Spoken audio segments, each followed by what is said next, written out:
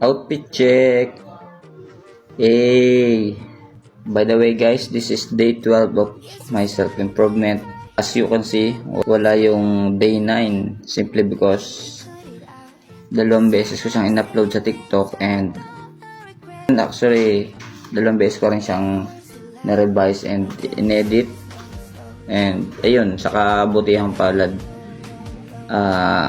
tayo ay nagkaroon ng community guidelines, so dinilit siya ni TikTok.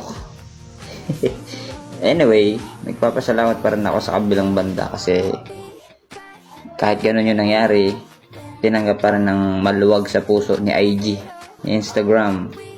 Nakakatuwa naman kahit sa pamamagitan nun, dahil sa mga nangyari, nagkaroon pa rin ng good news. Actually, nag-scroll din ako nung nag-scroll eh. Nakakatuwa kasi dahil sa community na kinabibilangan ko ngayon, meron akong na-receive na message about sa outfit. So, actually, na-research ko talaga siya. Nakakatuwa, ang ganda. Nagandaan ako. Sobrang nagandaan ako. Actually, kahit dito sa dito sa shampoo. May nakita ko shampoo dito sa bahay.